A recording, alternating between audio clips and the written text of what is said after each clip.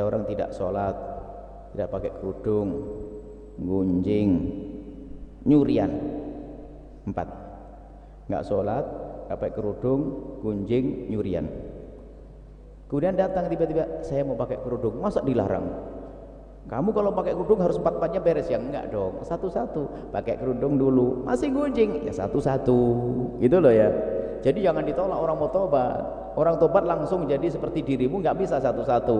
Dia punya 4 dosa gede, dilakukan rutin 4 tadi. Selalu tobat dulu, saya ingin berhenti dari buka aurat, saya mau pakai kerudung, gimana?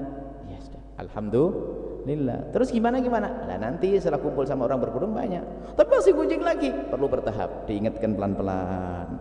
Baru nanti jadi sholat, ya kan? Kemudian nggak nyolong, masih gunjing, lumayan sudah tinggal tugas. Jadi kalau menerima orang mau bertobat itu jangan jadikan dia langsung harus bersih dari semuanya. Semuanya bertahap, pelan-pelan. Itulah hikmah.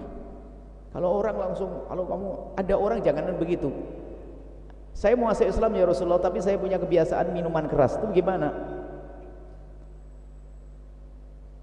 Apakah saya boleh minuman keras? Sudahlah, kamu masuk Islam dulu. Bukan dikatakan jangan minum keras dulu. Dan juga tidak disuruh, pokoknya aku masuk Islam dulu. Kan yang paling penting masuk Islam. Setelah masuk Islam, kumpul dengan orang Islam, ngerti hatinya kemasukan kebaikan sudah masuk dalam hatinya. Tiba-tiba menghindari daripada melakukan kehinaan zina. Jadi begitulah. Saya balik, kita sering mandang orang itu dari sisi negatifnya, mungkin sisi positifnya. Walah, cadaran, kerudungan, gombal, masih gunjing loh. Kenapa kok jelek banget? Yang jelek kita, bukan dia. Masih lumayan dia menggunjing tapi masih pakai kerudung. Daripada dua-duanya jelek. Jadi kalau mandang orang sisi positif, jadi gini, ya Allah, dia sudah pakai cadar, kerudungan tapi menggunjing. Ya Allah, semoga berkat kerudung dan cadarnya Allah menjadikan dia tidak menggunjing. Gitu dong cara pandang kita. Jangan sampai pandang kita, alah apaan gombal kamu ini, kerudung model tok tapi nyolongan. Ya nggak usah ngomong gitu. Semoga berkat kerudungnya dia tidak nyolong lagi. Itulah. Orang baik akan bisa memandang sisi kebaikannya saja. Tapi orang jelek akan memandang sisi jeleknya saja. Kalau lihat orang jeleknya tok. Ada orang sudah kerudungan, cadaran, sholat baik, karena di hati busuk. Tahu enggak dia? Alah, dia utangnya banyak, nggak pernah bayar. Loh, tahu aja dia, memang orang busuk dia. Ada aja begitu. Jadi pokoknya kalau kita pengen tahu diri kita, ya lihat saja. Kita kalau mandang orang baiknya atau jeleknya. Kalau kita suka mandang jeleknya orang, berarti kita itu mata kita itu, kacamata kita sudah kacamata bawur, apa? Belabur, kacamata retak gitu. Tapi kalau kacamata Sayyidina Isa alaihissalam, saya buat contoh. Ini pandangan.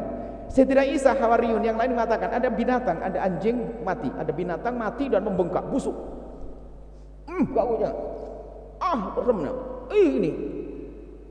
Sayyidina Isa memandang dengan hati yang bersih. Lihat. Giginya bersih, bagus ya. Loh. Yang lain lihat baunya, ini ya. Sayyidina Isa lihat giginya. Giginya anjing itu kelihatan bagus, putih gitu.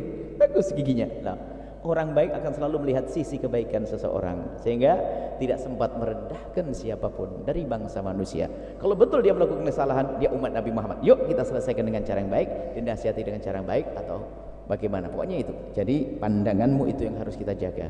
Pandangan kita jaga, jangan memandang orang dari negatifnya saja. Matamu itu satu. Kalau kau penuhi matamu dengan negatifnya seseorang, maka positifnya ketutup. Kalau kita biasa memenuhi mata kita dengan positif, negatif hilang. Gitu sudah. Jaga mata kita.